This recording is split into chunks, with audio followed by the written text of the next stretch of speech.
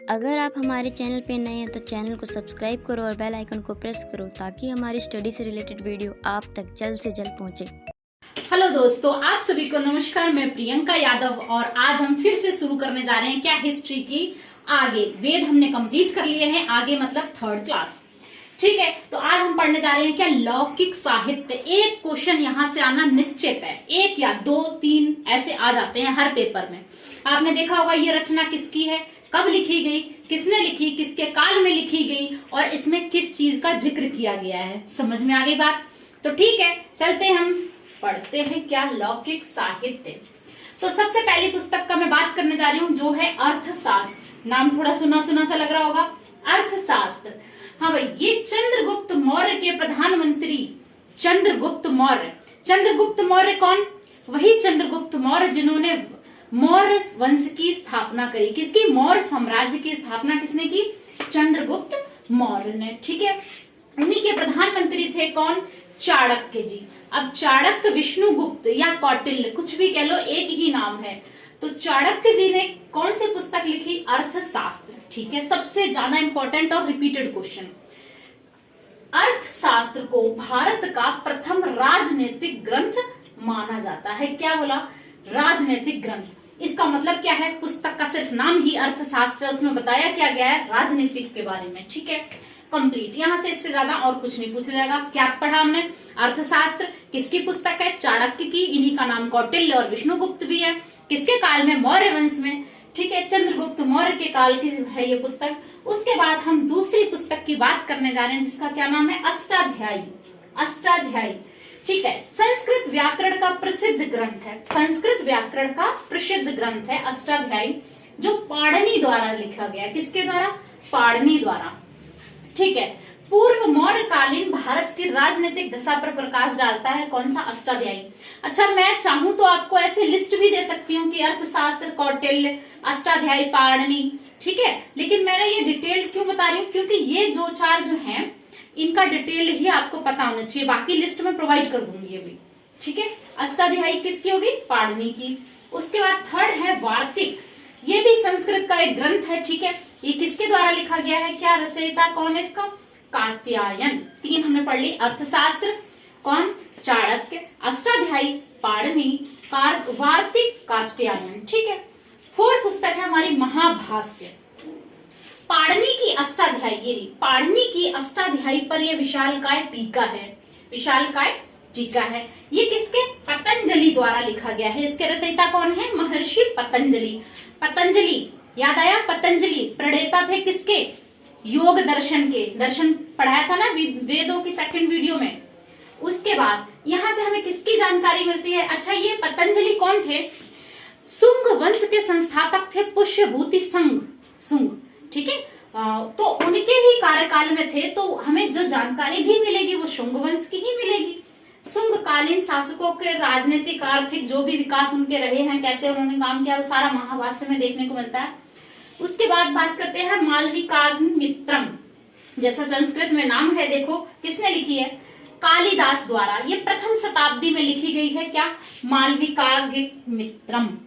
दिव्यावदान कौन सी? दिव्यावदान, ललित विस्तार और महावस्तु। दिव्यावदान, ललित विस्तार और महावस्तु, ये संस्कृत भाषा में बौद्ध ग्रंथ है। संस्कृत भाषा में लिखे हुए कैसे हैं? बौद्ध ग्रंथ है। ठीक है, ये शाक्य राजवंशों पर प्रकाश डालते हैं। शाक्य प्लस मौर्य, शाक्य और मौर्य राजवंशों पर प्रकाश डालते हैं। कौन से? दिव्यावदान, ललित विस्तार और महावस्तु। क्वेश्चन कैसे आएगा कि ललित विस्तार जो है पुस्तक वो किस साम्राज्य पर विस्तार डालती है, प्रकाश डालती है? तो मौर्य या शाक्य, जो भी ऑप्शन में हो। दीपवंश, महावंश। दीपवंश और महावंश दोनों ही ये आया हुआ है। पाली भाषा में किस पूछा है? किस भाषा में लिखे गए हैं? पाली भाषा में लिखे हुए हैं। ठीक है, और ये सिंगलीय बौद्ध ग्रंथ है। कैसे? सिंगलीय बौद्ध ग्रंथ है। ये भी शाक्य और मौर्य पर प्रकाश डालते हैं। उसके बाद फेमस पुस्तक कौन सी? बुद्ध चरित्र। बुद्ध चरित्र कनिष्क के दरबारी कवि कौन थे? बुद्ध चरित्र। ठीक है, बुद्ध चरित्र तुम्हें पता है किसने लिखी? कनिष्क के दरबारी कवि अश्वघोष के द्वारा संस्कृत भाषा में लिखी गई है। तो कनिष्क, राजा कनिष्क के दरबारी कवि कौन थे? अश्वघोष, उनके द्वारा लिखी गई ये पुस्तक है। ठीक है, संस्कृत भाषा में। किस भाषा में? संस्कृत भाषा में। उसके बाद मुद्रा राक्षस, ये भी आया हुआ क्वेश्चन है, यूपी के तो खासकर सभी एग्जाम में आता है ये क्वेश्चन। मुद्रा राक्षस किसमें? विशाख दत्त द्वारा। किसके द्वारा? विशाख दत्त द्वारा रचित नाटक है। क्या है? ये नाटक है एक, ठीक है। इसमें नंद, मौर्य वंश से पहले नंद वंश था ना, धनानंद, ठीक है, तो वो नंद वंश और मौर्य वंश के इतिहास में मिलता है क्या? मुद्रा राक्षस, इस पर वर्णन करता है। उसके बाद मृच्छकटिकम, क्या? मृच्छकटिकम महाकवि शूद्रक द्वारा, महाकवि शूद्रक द्वारा लिखी गई है मृच्छकटिकम।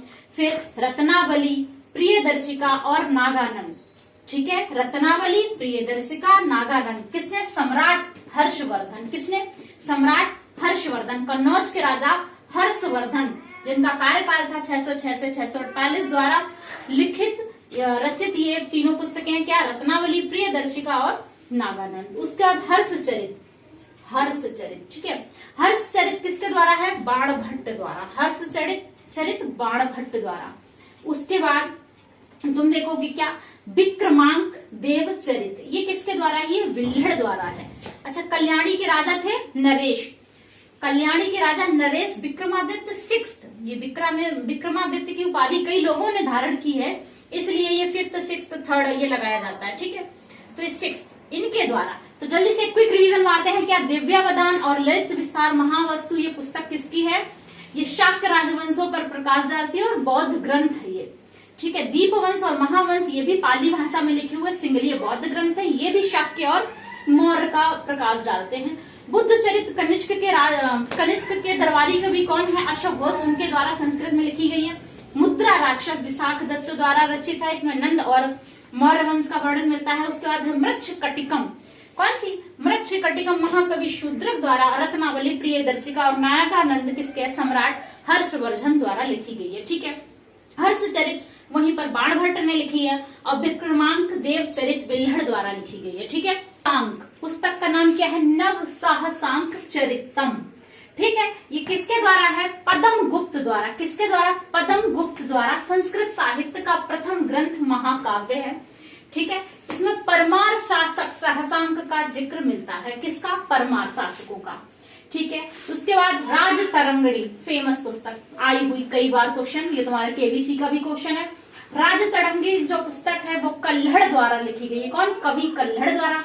इसमें कश्मीर का वर्णन है, पूरा कश्मीर का वर्णन है। उसके बाद कुमारपाल चरित, कुमारपाल चरित जो है हेमचंद द्वारा प्राकृत भाषा में, ये हेमचंद शायद कुमारपाल के ही उसमें दरबार में थे, द्वारा रचित प्राकृत भाषा में चालुक्य वंश की जानकारी इसमें मिलती है, ठीक है। इसके बाद प्रबंध चिंतामणि, प्रबंध चिंतामणि क्या है?